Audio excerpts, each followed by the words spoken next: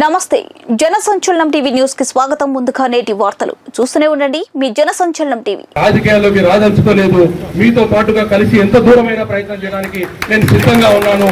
మన హక్కులు సాధించుకునేంత వరకు రాజకీయ పార్టీలకు అతీతంగా ఈ ప్రాంతాన్ని బతికించుకోవడమే ధ్యేయంగా, ఈ ప్రాంతానికి న్యాయం చేయడమే ధ్యేయంగా మనం చేస్తున్నాం.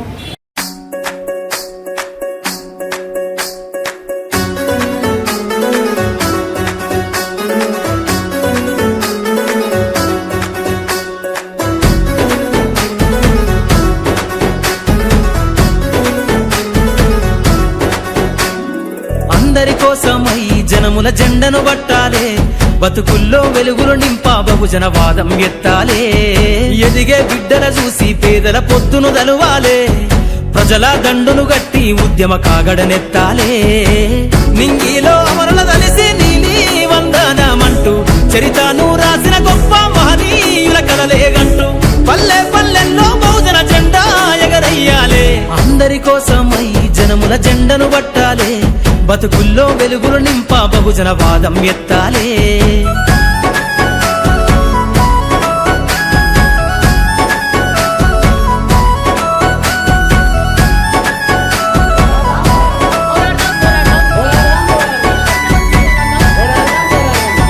సిర్రాసిటికే అందుకున్న సీకటి వాడల్లో జబ్బకు జెండను గట్టి బహుజన దండోరెయ్యాలు. మోగును గట్టి తాడెక్కే గౌడన్నల బతుకుల్లో నింగికి రాకెట్ పంపించే రోజులు రావాలు. అడవిల బతికే ఆదివాసి గిరిజన తండాలు, బంజారా బతుకుల్లో బహుజన వెలుగులు వంచాలు. వేల మందలుగా సేనా గొల్ల గురుమల గడపల్లో గోసలు తీరాలంటే బహుజన జెండను మొయ్యాలు. బానిస బతుకునే పోయి మన రోజులు రావాలంటే, అనగారిన వర్గాలకు అధికారం దక్కాలంటే. బానిస బతుకులే పోయి మా రోజులు రావాలంటే, అనగారిన వర్గాలకు అధికారం దక్కాలంటే. పల్లె పల్లెల్లో బహుజన జెండా ఎగరయ్యాలు. అందరి కోసమై జనముల జెండను పట్టాలే, బతుకుల్లో వెలుగులు నింపా బహుజన వాదం ఎత్తాలే.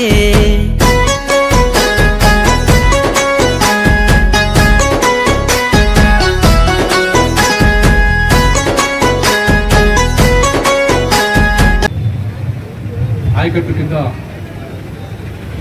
నీళ్లు రావాలని ఈరోజు దీక్ష చేస్తున్న మీ అందరికీ హృదయపూర్వక నమస్కారం తెలియజేసుకుంటూ, ఈ కార్యక్రమాన్ని ఏర్పాటు చేసిన కర్నూలు జలసాధన సమితిని అభినందిస్తూ, మరీ ముఖ్యంగా సిపిఐ పార్టీ నుండి నాకు చాలా సంతోషం వేసింది. వాళ్ళిద్దరు కూడా ఎర్రకండవాలు వేసుకోకుండా మీతో కలిసి మమేకమై మీతో పాటుగా ఎక్కడికి ఎంత దూరమైనా కలిసి వస్తాం, మనమంతా ఒకటైన సందేశం ఇస్తూ ఆకుపచ్చ కండువా వేసుకొచ్చినందుకు సిపిఐ పార్టీ వాళ్ళని ప్రత్యేకంగా అభినందిస్తూ, అదేవిధంగా అనేక గ్రామాల నుండి ఇక్కడ ఈ ప్రాంతం నుండి మండల అధ్యక్షులు వచ్చారు, అదేవిధంగా గ్రామ సర్పంచులు వచ్చారు, రైతులు వచ్చారు. మీకు అందరికీ కూడా, అదేవిధంగా పత్రికా విలేకరులకు అందరికీ హృదయపూర్వక నమస్కారాలు. ఇక్కడ నేను ఏదో మాట్లాడాలని వచ్చాను, కానీ ఇక్కడ మన మిత్రులు మాట్లాడిన తర్వాత సిపిఐ కానీ మన అన్న మాట్లాడిన తర్వాత అసలు అవన్నీ మర్చిపోయాను. ఏం మాట్లాడాలో అర్థం కాని పరిస్థితుల్లో ముందు వెంకటరెడ్డి మాట్లాడిన దాని మీద స్పందిస్తారు. ఏం మా మండలంలో తాగడానికి నీళ్ళు లేవు, ఈరోజు వచ్చిన వాళ్ళకు నీళ్ళు ఇవ్వాలంటే తాగడానికి నీళ్ళు లేవు, కూల్ డ్రింక్ ఇస్తున్నాం, ఇంకొక 10 సంవత్సరాల తర్వాత ట్యాబ్లెట్ ఇస్తామని చెప్తా ఉన్నారు వెంకటరెడ్డి అన్న. 10 సంవత్సరాల తర్వాత ఇదే విధంగా పరిస్థితులు ఉంటే మీ ఊర్లో మనుషులు ఉంటారని ఎందుకు ఆలోచించడం లేదు వెంకటరెడ్డి అన్న? నాకు అర్థం కావాలి. అంటే ఎంత ఆశావాది వెంకటరెడ్డి అన్న. మా ఊర్లో ఇంకా మనుషులు నీళ్లు లేకపోయినా ఉంటారన్న ఆశావాదం వెంకటరెడ్డి వ్యక్తపరుస్తున్నారంటే మనం కొంచెం ఆలోచించుకోవాలన్నా. మన పరిస్థితి ఇంత దమనీయంగా ఉండి వలసలు వెళ్ళిపోతున్న ఈ నేపథ్యంలో మనం ఊర్లోనే ఊర్లు ఖాళీ అయిపోతూ ఖరీఫ్ సీజన్లోనే ముఖ్యంగా మీరు చూసుకుంటే కోసిగి మండలం నుండి ప్రతి నిత్యం వెహికల్స్ పోతున్న సందర్భంలో హాస్పిటల్ నుండి కూడా, స్టేషన్స్ నుండి కూడా, మనకు ట్రావెల్ స్టేషన్ కానీ ఇదంతా చూసుకుంటే ఎక్కడ చూసినా జనం అంతా పోతున్న సందర్భంలో మన ఊర్లో మనుషులు మిగలన్నా. దీనివల్ల జరిగిపోయేది ఏంటంటే అవుట్ ఆఫ్ కంటెస్ట్ అయినా ఒక విషయం స్పష్టంగా మాట్లాడుకోవాలి. ఈరోజు జనాభా ప్రాతిపదిక మీదుగా ఎమ్మెల్యే ఎంపీ సీట్లు పెంచాలని గొడవ జరుగుతున్న నేపథ్యంలో దక్షిణ భారతదేశంలో జనాభా తక్కువ ఉంది, ఉత్తర భారతదేశంలో జనాభా ఎక్కువ ఉంది. కాబట్టి సీట్లన్నీ మీకే పోతాయి, మీరే నిర్ణయాధికారం వస్తుందని చెప్పి అన్ని రాజకీయ పార్టీలు అన్ని ప్రభుత్వాలు కూడా దక్షిణాది ఉన్న ప్రభుత్వాలు మాట్లాడుతున్నప్పుడు మనం రాయలసీమ వాళ్ళు కూడా ఒకటి ఆలోచించాలి.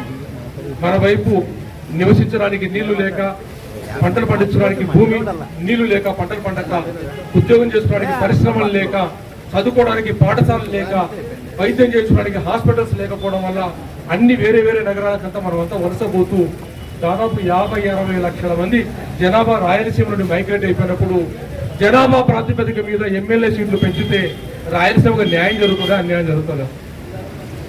కనుక ఈరోజు ప్రధానంగా ఏ రాజకీయ పార్టీలు ఏవైతే డిమాండ్ పెడుతున్నాయో దక్షిణ ఇండియాకు నష్టం జరుగుతూ ఉంది, ఉత్తర ఇండియాలో జనాభా ఎక్కువ ఉంది కాబట్టి ఆ దామాష ప్రకారం కాదు, మా ప్రపోర్షనేట్ గా మాకు సీట్లు పెంచాలి అని అడుగుతున్న నేపథ్యంలో మనం ఈ రోజు ఈ వేదిక నుండి శ్రీబాగ్ ఒడంబడిక ప్రకారం రాయలసీమలో, నెల్లూరులో, ఆంధ్రప్రదేశ్ లో సమానమైన సీట్లు మాకు కావాలంటున్నాం. మా జనాభాతో సంబంధం లేకుండా ఎన్ని సీట్లన్నా పెరగనివ్వండి, కోస్తా ప్రాంతంతో సమానమైన అసెంబ్లీ సీట్లు, పార్లమెంటు సీట్లు మాకు వచ్చేలాగా మా సీట్లను రాయలసీమ, నెల్లూరు జిల్లాల్లో కలిపి పెంచండి అనే ఒక ప్రతిపాదన మాత్రం మనం ఈ రోజు నుండి ఈ వేదిక నుండి మొదలు పెట్టడానికి నిర్వాహకులు కూడా దాని మీద స్పందిస్తే ఆ విధంగా చేద్దామని చెప్పి తెలియజేసుకుంటూ, ఇంకా కీలకమైన ఈ నీటి విషయాన్ని గురించి వచ్చేటప్పటికి ఇక్కడ బోర్డు మీద పందికోన రిజర్వాయర్ అని రాశారు. ఇదేంటయ్యా పందికోన రిజర్వాయర్ ఎక్కడుంది అని చెప్పి మన సోషల్ మీడియాలో చూస్తున్న ఆంధ్రప్రదేశ్ అంతా వెతుక్కుంటూ ఉంటుంది. పందికోన రిజర్వాయర్ నేను హంద్రీనివాలో మొదటి భాగం అంటే అన్నవెండి దశరథ రామరెడ్డికి లేదా మన శెట్టి గారికి సిపిఐ నుండి వచ్చిన వీరికి ఏమైనా కొంచెం బుద్ధి లేదా? చంద్రబాబు నాయుడు గారు హంద్రీనివా పూర్తి చేశారు, కుప్పం వరకు నీళ్లు పారిస్తున్నారంటే ఈ శెట్టి గారికి, రెడ్డి గారికి బుద్ధి లేదయ్యా. ఇక్కడ దేవరకడలో కూర్చొని హంద్రీనివాలో నీళ్లు రావాలని ప్రపంచం అంతా అనుకుంటుంది. కాబట్టి వాళ్ళకందరికీ చెప్పాల్సింది ఏంటంటే, అయ్యా ఈ పందికోన రిజర్వాయర్ అనేది హంద్రీనివాలో మొట్టమొదటి రిజర్వాయర్, ఇక్కడ పెద్ద రిజర్వాయర్, 61,400 ఎకరాలకు నీళ్లు ఇవ్వాల్సిన రిజర్వాయర్. దీనికి హక్కులు లేవా అంటే స్పష్టమైన హక్కులు ఉన్నాయి. రాష్ట్ర విభజన చట్టం పూర్తి చేయాలన్న హంద్రీనివా ప్రాజెక్టులో ఉన్న మొట్టమొదటి ప్రాజెక్టు. మరి ఈ రాష్ట్రంలో రాష్ట్ర విభజన చట్టం ప్రకారం హక్కులు నెరవేర్చాల్సింది ఎవరు? ఈ ప్రభుత్వం నెరవేర్చాలి. ఈ ప్రభుత్వం నెరవేర్చాల్సి అంటే ఆంధ్రప్రదేశ్ రాష్ట్ర విభజన జరిగి 12 సంవత్సరాలు అయిన తర్వాత కూడా ఈ రోజు మా వెంకటరెడ్డనో, ఇంకోరో, మా కుమారో ఇక్కడ కూర్చొని మాకు నీళ్లు లేవు, లేదా మా వేదిక నుండి వచ్చిన రామన్నను, రాజన్నను వీళ్ళందరూ కూడా మాకు తాగడానికి నీళ్లు, మాకు పంట కాలాలు లేవు అంటుంటారంటే 12 సంవత్సరాల నుండి హక్కుగా ఉన్న ఈ దీన్ని ఎందుకు ఈ ప్రభుత్వాలు చేయడం లేదని ఒక్కసారి ఎప్పుడైనా ఆలోచించామా? ఇది హక్కుగా ఉన్నది, మనకు ఎందుకు చేయడం లేదు? మరి ఈ రోజు మన వాళ్ళు మిత్రులు ఏదో చెప్పారు, మనం పెద్ద ఎత్తున ధర్నా చేయాలి, ప్రభుత్వం నోటీసులు తీసుకుపోవాలని చెప్పి. ఒక్క విషయం అయితే మీరు గుర్తుపెట్టుకోవాలన్నా, ఏ రాజకీయ పార్టీ అండాదండ లేకుండా ఆంధ్రప్రదేశ్ లో రైతుల సమస్యల గురించి కానీ, లేదా రాయలసీమ యొక్క అంశాల గురించి కానీ పెద్ద ఎత్తున ఉద్యమం జరుగుతున్నది. రాయలసీమ అంత ఉద్యమం ఈ ఆంధ్రప్రదేశ్ లో ఎక్కడ జరగడం లేదు. ఒకటి రాజకీయ పార్టీల అండా జెండా లేకుండా, రాజకీయ పార్టీలు స్పాన్సర్ చేసిన ప్రోగ్రామ్స్, పెద్ద పెద్ద ప్రోగ్రామ్స్ జరుగుతుండొచ్చు. వాడు రాజకీయ పార్టీ విజిల్ వేస్తే ముందుకు పోయేది, విజిల్ ఆఫ్ చేస్తే వెనకపోయేది కాకుండా మన బలంతో స్వచ్ఛందంగా జరుగుతున్న ఉద్యమాలు, అంటే రాజకీయ ప్రేరేపితం కాకుండా ప్రజల ఆశల ఆకాంక్షల ప్రకారం రాయలసీమలో మాత్రమే ఉద్యమాలు జరుగుతున్నాయి. ఈ రోజు ఆంధ్రప్రదేశ్ రాష్ట్రంలో గుండె మీద చేయి పెట్టుకొని మనం గర్వంగా ఫీల్ అవ్వాల్సిన సందర్భం ఇది. అయితే ఈ నేపథ్యంలో మనం తెలుసుకోవాల్సిన విషయం, పందికోన గురించి తెలియదా అంటే, ఈ రాష్ట్రంలో రాష్ట్ర బడ్జెట్ లో నిర్ణయాలు జరిగే ఈ సంవత్సరం కంటే అంతకుముందు సంవత్సరంలో నేను సిపిఐ పార్టీకి సంబంధించిన రామకృష్ణ గారు, అదేవిధంగా మన మిత్రులు కొంతమంది కలిసి ఇరిగేషన్ మినిస్టర్ గారి దగ్గర కూర్చున్నాం, నిమ్మల రామారెడ్డి గారి దగ్గర కూర్చొని మాట్లాడుతూ పందికోన రిజర్వాయర్ చెప్తున్నాం. పందికోన రిజర్వాయర్ హంద్రీనివా గురించి చెప్తుంటే మంత్రి గారు చెప్పారు, మేము 3,000 కోట్లు ఖర్చు పెట్టి హంద్రీనివా కాలువను వెలుపు చేసి ప్రతి ఎకరాకు నీళ్లు ఇస్తాం అంటే నేను ఒక మాట అడిగాను, అయ్యా హంద్రీనివా కాలువను వెడల్పు చేస్తే మా పందికోనకు నీళ్లు వస్తాయా మీరు చెప్పండి. అక్కడున్న ఈఎన్సీ సమాధానం చెప్పాల, అక్కడున్న ఇరిగేషన్ మినిస్టర్ సమాధానం చెప్పాల. ప్రతి ప్రాజెక్టుకు, ప్రతి రిజర్వాయర్కు, ప్రతి కాలువకు ప్రత్యేకమైన పరిస్థితులు ఉన్నాయి. నువ్వు హంద్రీనివాను సిమెంట్ లైనింగ్ చేసి వెడల్పు చేసి తీసుకుపోతే నీళ్లు పారవయ్యా, మా పంట కాలువలు లేవు. ఇక్కడ ఇంతకుముందు చెప్పారు ఎవరో ఖైరూపత్ దగ్గర రోడ్డు క్రాస్ చేస్తూ బల్లార్ హైవేని క్రాస్ చేయడానికి ఒక కల్వర్తి కట్టకపోతే చిన్న బుర్రతో రైతులు ఆశతో పెట్టుకొని వాళ్ళ చెరువు కన్నా కొన్ని నీళ్లు నింపుకుందామని వాళ్ళు స్వచ్ఛందంగా ఒక 1 ఫీట్ డయానో 9 ఇంచెస్ డయాతో ఉన్న పైప్ లైన్ వేసుకున్న దుర్మార్గమైన చర్యలు ఉన్నాయి. కాబట్టి మీరు ఆడిటింగ్, ప్రతి ప్రాజెక్ట్ ఆడిట్ చేసి నిర్ణయాలు తీసుకోవాలంటే తప్పకుండా అని చెప్పారు నిమ్మల రామారెడ్డి గారు. దాని తర్వాత మన వాళ్ళు మన మిత్రులు వీళ్ళందరూ కలిసి రామకృష్ణారెడ్డి అన్న, శేషాద్రి రెడ్డి, చంద్రశేఖర్ రెడ్డి పోయి మినిస్టర్ గారి దగ్గరికి పోయి ఆయన దగ్గర మాట్లాడితే ఆయన సరే అని అన్నారు. చెప్పిన తర్వాత నేను చెప్పాను మా వాళ్ళకంతా ఇరిగేషన్ డిపార్ట్మెంట్ వాళ్ళకందరూ కూడా, అన్న నేను ఇరిగేషన్ మినిస్టర్కి చెప్పి వచ్చాను, ఆయన చేస్తానన్నాడు అని చాలా సంతోషంగా నేను ఫీల్ అయ్యా. ఇరిగేషన్ మినిస్టర్ దగ్గర చర్చ జరుగుతున్నప్పుడు పందికొర రిజర్వాయర్ గురించి చెప్పారట. మేము చెప్పి వచ్చినాక 2 నెలలకు అది ఎక్కడ అని అడిగారట ఇరిగేషన్ మినిస్టర్. నేను అబద్ధం చెప్పానా, ఇరిగేషన్ మినిస్టర్ అబద్ధం చెప్పారా? ఏం భాష, ఎవరు చెప్పారు? నాకు సాక్ష్యం అయితే మా రామకృష్ణ ఉన్నాడు, మీ పార్టీ అధినాయకుడు, నేను మాట్లాడిన దానికి. ఆయన వీడియో తీసుకున్నాడు మినిస్టర్ గారు. వీడియో తీసుకుంటే మేము మాట్లాడుతుంటా వీడియో తీసుకుంటే ఆయన దగ్గర వీడియో ఉంటుంది, వీడియో ఓపెన్ చేసుకోవచ్చు. అయితే కొన్ని కారణాల వల్ల మీడియా ఆపండి అయ్యా, నేను కొన్ని మీడియాలో మాట్లాడాలని చెప్పి మీడియా ఆపించేసి నేను మాట్లాడాను మంత్రి గారి దగ్గర. కనుక ఈ విషయాలు స్పష్టంగా రాజకీయ నాయకులకు పార్టీలకు తెలుసు. అంతేకాకుండా మీ ప్రాంతంలో ఓట్ల కోసం ఇంకొక సంఘటన, ఇప్పుడే ఇంతకుముందు ఒక ఎమ్మెల్యేల కాల్వాయి నాకు ఎదురైంది. ఆ గొర్రెలు మేకలు ఎదురవుతే నిదానంగా పోయాం. ఆ కారు లాగే నా కారు కూడా ఆగింది అక్కడ. నిదానంగా పోయాం. ఎమ్మెల్యే కార్లు 5-6 కార్లు ఎమ్మెల్యే స్టిక్కర్స్ ఉన్నాయి. ఎవరున్నారో నాకు తెలియదు. ఆ ఎవరి నెంబర్ చూసే అలవాటు నాకు లేదు. పోతున్నాయి కార్లు. ఈ నేపథ్యంలో అంటే నేను చెప్పబోయేదానికి దానికి సంబంధం ఉంది. లోకేష్ బాబు గారు ఈ ప్రాంతంలో అంతా పాదయాత్ర చేస్తూ మీ ప్రాంతం యొక్క కరువు, ఆస్పరన్న కరువు లేదా మా అన్న చెప్పిన మాటలో ఏదో ఒకటి హృదయం ద్రవించిపోయింది ఆయనకు. ఈ ప్రాంతాన్ని చూస్తే నా హృదయం ద్రవించిపోయింది, కర్నూలు పక్ష ప్రాంతాన్ని ముందుకు తీసుకుపోతామని చెప్పాడు ఆయన. అందరి పందికొర గురించి ఆయనకు తెలియదా? ఆర్టీఎస్ గురించి తెలియదా? లేదా గురురామేంద్ర ప్రాజెక్టు గురించి తెలియదా? వేదవతి గురించి తెలియదా? అన్ని విషయాలు తెలుసు. మరి మన అన్న పవన్ కళ్యాణ్ అన్న కూడా ఈ విషయాలు తెలుసు, మాట్లాడాడు. మా బీజేపీ అన్న ఆదోని ఎమ్మెల్యే అసెంబ్లీలో ఏకరువు పెట్టాడు. దీని గురించి అంతా కూడా మా ప్రాంతం నుండి వలసలు పోతున్నారు సార్, మా పిల్లలంతా చదువుకోకుండా పోతున్నారు అంటే ఈ విషయాలు తెలుసా లేదా?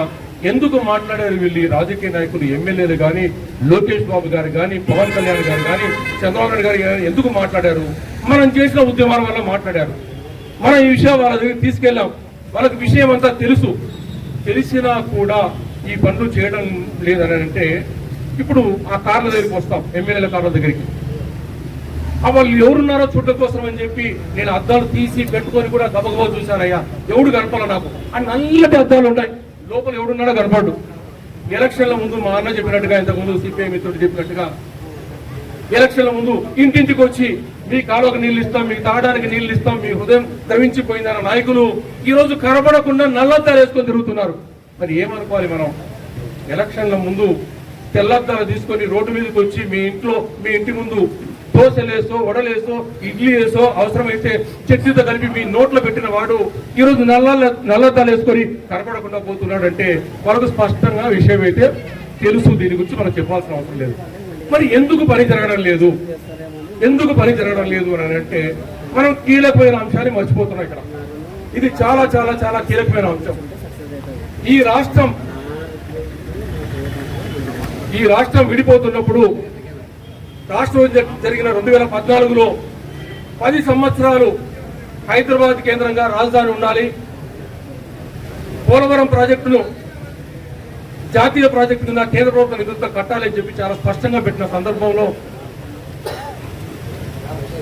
కేంద్ర ప్రభుత్వం నిధులతో కట్టాల్సిన పోలవరం ప్రాజెక్టును మేము త్వరగా పూర్తి చేస్తామని చెప్పి ప్రభుత్వం నెత్తిన పెట్టుకొని మీ పందికొర రిజర్వాయర్ను పూర్తి చేయాల్సిన డబ్బులన్నింటినీ కూడా పోలవరం ప్రాజెక్టు ఖర్చు పెట్టి దాని డబ్బుల కోసం కేంద్ర ప్రభుత్వం మీద ఎదురు చూస్తూ వాడు పొరీలేస్తూ వీటి సమాధానం ఇస్తూ డబ్బులు రాకపోవడం వల్ల డబ్బులను అక్కడ ఖర్చు పెట్టారు. మన ప్రాజెక్ట్ పక్కన పడింది. ఎవరిదయ్యా తప్పు ఇది? ఈ డబ్బులు ఎవడు ఖర్చు పెట్టాలి? రాష్ట్ర ప్రభుత్వం. ఈ ప్రాజెక్టు కట్టవలసిన డబ్బులను పోలవరానికి ఎందుకు ఖర్చు పెట్టావు? ఎవరు అడగాలి ఈ ప్రశ్న?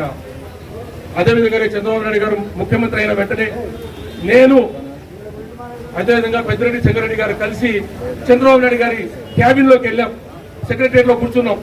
మేము ముగ్గురమే ఉన్నాం, ఎవరు లేవు ఆ క్యాబిన్ లో. దాదాపు 35 నిమిషాలు ఉన్నాను. ప్రతి అణువు చూశాను. వాళ్ళిద్దరు మాట్లాడుతుంటే నా ఇంటర్ఫీరెన్స్ చాలా తక్కువ, మధ్యనే 1-2 మాటలు మాట్లాడుతూ మొత్తం దాన్ని అంతా కూడా సెక్రటరియట్ భవనం అంతా ఆయన కూర్చున్న ఛాంబర్ అంతా చూస్తే 10 కోట్ల రూపాయలు ఖర్చు పెట్టి ఇంద్రభవనం లాగా దాన్ని తయారు చేసుకున్నారు. ఎందుకు చెప్తున్నానంటే ఆయన అక్కడ ఉండాలనుకున్నాడు కాబట్టి ఆ కార్యాలయాన్ని 10 కోట్లు ఖర్చు పెట్టి ఆయన పేషెంట్ తయారు చేసుకున్నాడు. హైదరాబాద్ కేంద్రంగా ఉండి రాష్ట్రాన్ని నడపాలనుకున్నాడు. దాని తర్వాత నోటుకు ఓటు కేసులో ఇరుక్కొని బయటికి పారిపోయి వచ్చాడు. అక్కడ ఉంటే ఇబ్బంది కలగజేస్తారని చెప్పి ఆయన ఆత్మరక్షణ కోసం హైదరాబాద్ వదిలిపెట్టి నేను బయటికి వెళ్ళిపోతున్నానంటే ఇది తప్పు. 10 సంవత్సరాల రాజధాని ఇక్కడ హైదరాబాద్లో ఉండాలి అని అడగలేని ప్రతిపక్ష నేత జగన్మోహన్ రెడ్డి కూడా తప్పు చేశాడు. ఎవరు తప్పు చేశారు? ఈరోజు చంద్రబాబు నాయుడు తప్పు చేశాడు. జగన్మోహన్ రెడ్డి తప్పు చేయడం వల్ల రాజధాని తీసుకొచ్చి అమరావతి ప్రాంతంలో పెట్టారు. ఏదో పెట్టిన దాంట్లో చిన్న కార్యాలయం పెట్టి చేసుకోవచ్చా? లేదు. 35,000 ఎకరాలు తీసుకొని మహానగరాన్ని నిర్మించాలని చెప్పి నగరాన్ని నిర్మించడం కోసం చేస్తే ఈ రాష్ట్ర ఖజానా పరిస్థితి ఏమవుతుంది? రాష్ట్ర ప్రభుత్వం, కేంద్ర ప్రభుత్వం ఎందుకు చెప్పింది 10 సంవత్సరాల అమరావతి కేంద్రంగానే రాజధాని ఉండాలి, పోలవరం మేము కట్టుకుంటాం, మీ డబ్బులతో మీకున్న దాంతో మీ పందికూరను పూర్తి చేసుకోండి అయ్యా అంటే వీళ్ళు రాజకీయమైన కారణాలతో అక్కడ ఓటుకు నోటు కేసులు ఇరుక్కొని బయటికి పారిపోయించిన చంద్రబాబు నాయుడు ఒకరు. దాన్ని వ్యతిరేకిస్తే ఈ రాయలసీమలో ఈ ఆస్పరి వాళ్ళు, ఆలూరులో, నంద్యాలలో వీళ్ళంతా గొర్రెలయ్యా, ఏదో పాటికి జగనన్నకో చంద్రన్నకి వేస్తారు. రాయలసీమ ప్రజలకు వివేక్షణ జ్ఞానమే లేదు, ఆలోచన జ్ఞానమే లేదు. ఎవరికి కావాలంటే వారికి ఓట్లు వేస్తారు. కాబట్టి వీళ్ళ పని ఎందుకు? ఆ ప్రాంతానికి మద్దతు తెలియజేస్తే అక్కడ నుండి ఓట్లు వస్తాయని చెప్పి జగన్ రెడ్డి గారు కూడా ఆ ప్రాంతానికి మద్దతు తెలియజేశారు. తప్పెవరిదయ్యా ఇక్కడ? మనం గట్టిగా నిలబడి నిలదీసే పరిస్థితి ఉంటే వాళ్ళు అక్కడ 10 సంవత్సరాల ముందరనే అక్కడికి తీసుకుపోయారు. 35,000 ఎకరాలతో పెట్టుకుని అక్కడ డబ్బులన్నీ ఖర్చు పెడుతున్నారు. మరి ఇప్పుడు తప్పెవరిది? అక్కడ 35,000 ఎకరాల్లో ఆ రైతాంగానికి కూడా చాలా ఆశలు చెప్పారు. మీకు భూమి ఇస్తే 250 గజాల, 1 ఎకరా భూమి ఇస్తే 250 గజాల ఇళ్ల స్థలం, 400 గజాలు వాణిజ్య స్థలం, లేదా ఇంకోటో మీకు విద్య, పూర్తి ఉచిత విద్యాలయాల్లో వైద్యం కూడా ఫ్రీగా, ఉద్యోగాలన్నీ మీకే అని చెప్పి హామీలు ఇచ్చి వాళ్ళు ఎప్పుడైతే ఆశలు పెట్టారో భూములు ఇచ్చారు, పొలాలు ఇచ్చారు. ఇవన్నీ ఎలాంటిదంటే ఒక రియల్ ఎస్టేట్ వ్యాపారం, సెల్ఫ్ ఫైనాన్సింగ్ స్కీమ్ అని చెప్తున్నాడంటే ఇది రియల్ ఎస్టేట్ వ్యాపారం అనేది మనం అర్థం చేసుకోవాలి. ఏం భాష? మీ దగ్గర ఒక 1000 గజాల స్థలం ఉందంటే నాలాంటి బిల్డర్ వచ్చి భాష నీకు 40% ఇస్తాను, ఇల్లు కట్టిస్తాను, 60% నాకు అంటే నువ్వు లేదు రెడ్డి సాబ్ ఇంకొక 1% ఎక్కువ, 2% ఎక్కువ 42 చేయించుకుంటే 60 నేను కట్టుకుంటాను. ఇది సెల్ఫ్ ఫైనాన్సింగ్. అంటే నీకు నీ స్థలంలో ఇల్లు వస్తుంది, నేను స్థలం తీసుకున్న దాంట్లో కట్టుకొని అమ్ముకుంటే డబ్బులు వస్తాయని. ఇట్లాంటిది ఎవరు చేయాలి? ఆ భాష చేయాలి, నేను చేయాలి వ్యాపారం, ప్రభుత్వం కాదు. ఈ వ్యాపారంలో లాభం వస్తే ఆయన కుటుంబం సంతోషపడుతుంది, నా కుటుంబం సంతోషపడుతుంది. నష్టపోతే ఆయన కుటుంబంలో ఆయన భార్య పిల్లలు ఆయన తిడతారు, నా పిల్లలు తిడతారు. ఇది నా కుటుంబ వ్యవహారం. అట్లాంటిది ఒక ప్రభుత్వం వ్యాపారాలకు దిగింది. వ్యాపారం అంటే ఎప్పుడు లాభాలు వస్తాయా? మనకు కనపడుతున్న వ్యాపారవేత్తల్లో ఈరోజు సక్సెస్ అయిన వ్యాపారవేత్తలు 100 మంది ఉంటే ఫెయిల్ అయిన వాళ్ళు 1,00,000 మంది ఉంటారన్న. గుర్తుపెట్టుకోండి మీరు. సక్సెస్ అయిన వాళ్ళు 100 మంది ఉంటే ఫెయిల్ అయిన వాళ్ళు 1,00,000 మంది ఉంటారు. దానికి రకరకాల కారణాలు. వ్యాపారం స్టార్ట్ చేసిన రోజు, లేదా వ్యాపారం చేసిన తర్వాత వచ్చిన పరిస్థితులు, కరోనా లాంటి పరిస్థితులు, లేదా భూకంపాలు, వరదలు, లేదా యుద్ధాలు, లేదా ఆర్థిక మాంద్యము, ఇలాంటి కారణాలు. అంటే వ్యాపారం చేస్తున్నప్పుడు రిస్క్ ఇన్వాల్వ్మెంట్ ఉంటుంది అనేది తెలుసుకోలేని అజ్ఞానుడా చంద్రబాబు నాయుడు గారు. 40 సంవత్సరాల రాజకీయ పరిజ్ఞానం ఉన్నవాడు.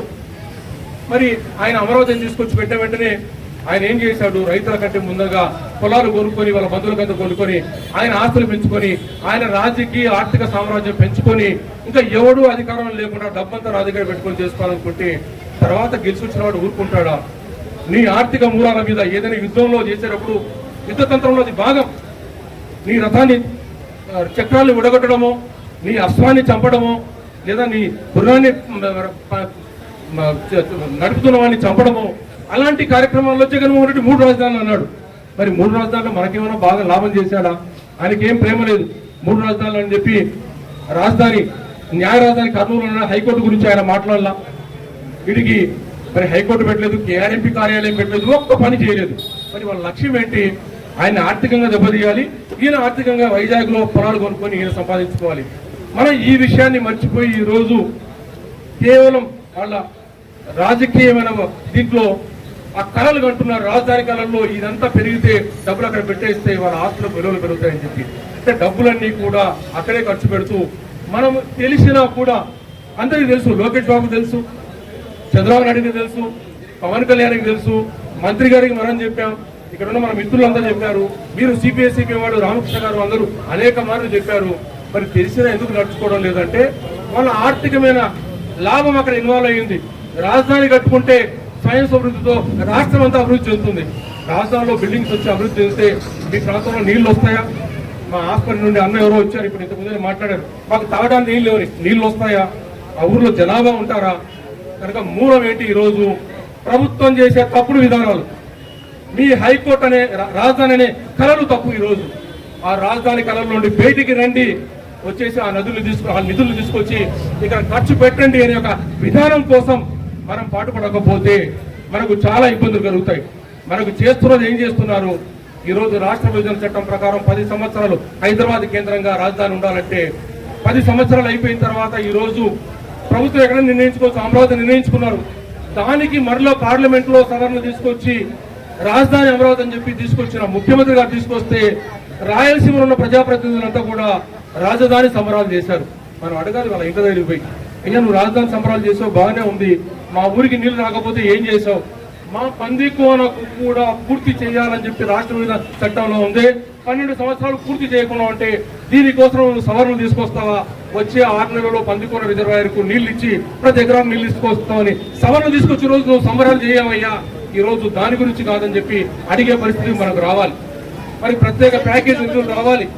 రాయలసీమ లేదా వెనకబడిన 3 జిల్లాలు, ఉత్తరాంధ్రలో ఉన్న 3 జిల్లాలు మిగిలిన ప్రాంతంతో సమానాభివృద్ధి జరగాలంటే 40,000 కోట్ల రూపాయల నిధులు వస్తే ఈ ప్రాంతంలో మనం సమానాభివృద్ధి చెందడానికి మీరు ఇప్పుడు అన్న చెప్పాడు శేషాద్రి మధ్యలో ఏదో చెరువు ఉందని, ఆ చెరువుకు నీళ్లు తీసుకుపోతాం, మీకు తాగడానికి నీళ్లు వస్తాయి. ఇలాంటి కార్యక్రమాలన్నీ చెరువుల పునరుద్ధరణ, వాగుల వంకల పునరుద్ధరణ, పర్యావరణ పునరుద్ధరణ, పెన్నా నది పునరుజ్జీవన ఇవన్నీ చేసుకునే కార్యక్రమాలు వస్తే ఆ డబ్బుల గురించి మాట్లాడాల.